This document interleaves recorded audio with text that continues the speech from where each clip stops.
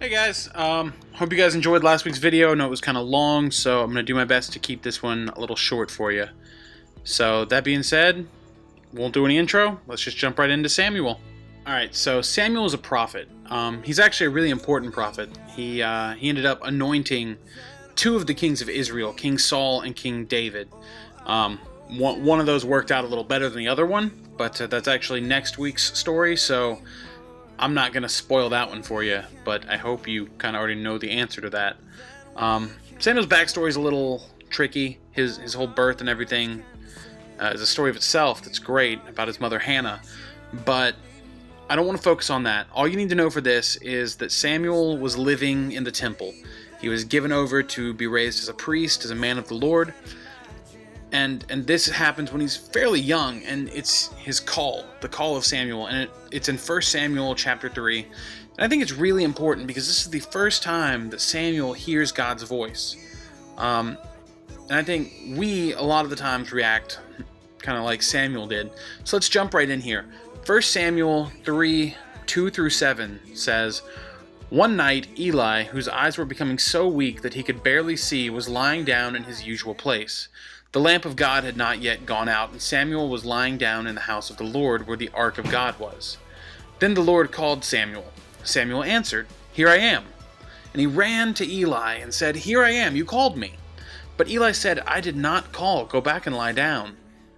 So he went and lay down. Again the Lord called, 'Samuel.' And Samuel got up and went to Eli and said, 'Here I am, you called me.' 'My son,' Eli said, 'I did not call. Go back and lie down.'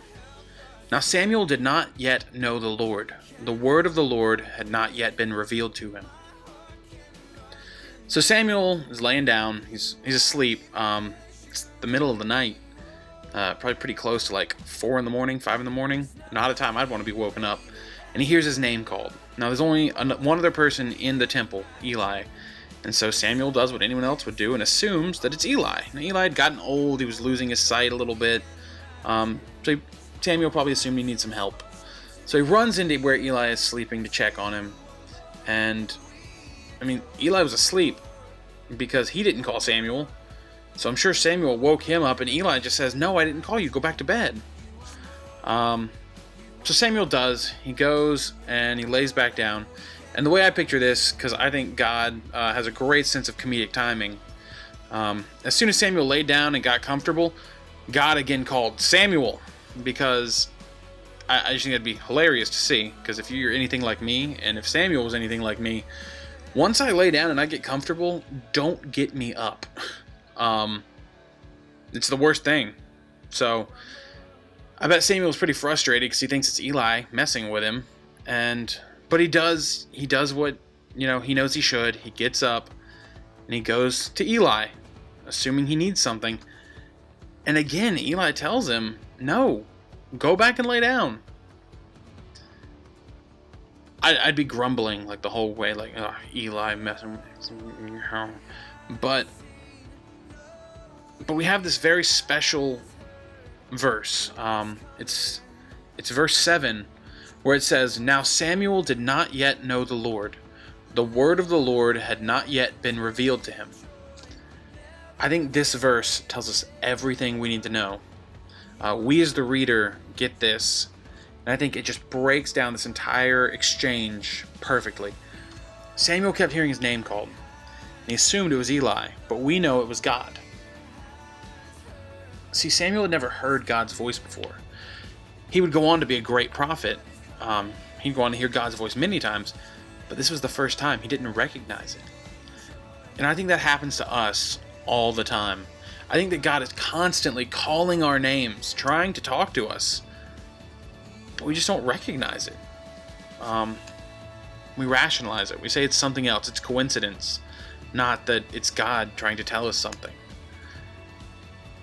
I don't think that we're always hearing God like we should be. And like Samuel, we don't recognize his voice. And it can be for a number of reasons. I thought of 3 reasons that I think pretty much sum it up. I think a lot of the times we've just got so much other noise in our life, so many other things speaking into our lives, that God's voice just gets lost among it. All that noise going on and we just don't hear it.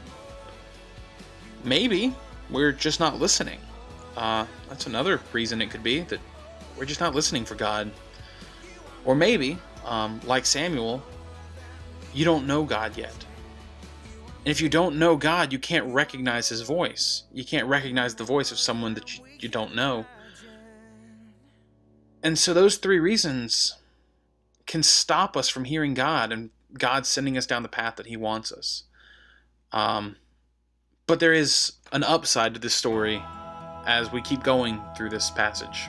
So those three reasons are three really common and perfectly normal reasons not to hear God. You don't need to freak out if you know you fall into one of those categories, and you'll know. When I said one of those, you felt it. You just felt it punch you in the gut. You felt it pull at your heart. And you know that that's where you are. We don't like admitting it to ourselves, but it's true. You know, maybe you've got too much noise in your life. Maybe you're not listening to God. Maybe you don't know God's voice. But that's okay. Neither did Samuel. But Samuel, his story works out well. This was the first of many times that he hears God and speaks with God constantly. Because Samuel had something. And I'm here to tell you, all of you guys have it too. So I want you to hear this passage. It's immediately following what we just read. It's 1 Samuel 3, verses 8 through 10. A third time the Lord called, Samuel. And Samuel got up and went to Eli and said, Here I am, you called me. Then Eli realized that the Lord was calling the boy. So Eli told Samuel, Go and lie down. And if he calls you, say, Speak, Lord, for your servant is listening. So Samuel went and lay down in his place. The Lord came and stood there, calling, as at the other times, Samuel, Samuel. Then Samuel said, Speak, for your servant is listening. So Samuel hears the voice a third time, and he goes to Eli. And Eli finally recognizes it. God is calling Samuel. It's a great honor. And he advises him. He says, he doesn't say, oh, this is God calling you. He says, it wasn't me. But next time, instead of getting up and coming in here, I want you to just say, I'm listening. So Samuel goes and lays down. It says God stood there. And he called Samuel's name, and Samuel said, I'm listening. I intentionally didn't go on in this passage. There's a great passage after this about what God says to Samuel after Samuel says he's listening. But that's not what I wanted to focus on. I want to focus on why we ignore God, like Samuel did. You see, all those reasons that I said earlier could have been to blame for Samuel not hearing God. Just like they're to blame when we don't hear God. There's too much noise in our life. We're not listening. Maybe we don't know God. But what Samuel had and what you guys have, I said you guys had something. Samuel had Eli. Eli was old. We established that back in verse 2. And he knew God. Eli was a priest of God. He lived in the temple, and he was raising Samuel to be a priest. And after God spoke to Samuel, Eli is the one who recognized God's voice. He didn't even hear it. He just saw the symptoms. He saw what was going on in Samuel's life, and he realized God is calling to him. And so he advised him. And that's what I want you guys to see, that you're not always going to hear it. But there are people in your lives. There are Elis in your life. People who are older than you. People who know God. And people who are watching your life, looking for those symptoms of God calling you. Listen to those people.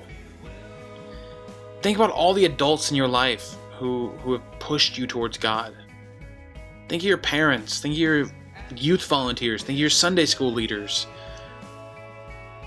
There's so many people that want you guys to quiet all the other things in your life and hear God. That want you to be listening for God. That want you to know God and know His voice. It doesn't matter what the reason is. Out of all three of those that I listed earlier, all that we want for you, because I count myself among one of those people for you, one of your Eli's, all we want for you is to hear God's voice and say, I'm listening. Alright guys, well, that's this week's video. I hope you enjoyed it, and I hope to see you next week.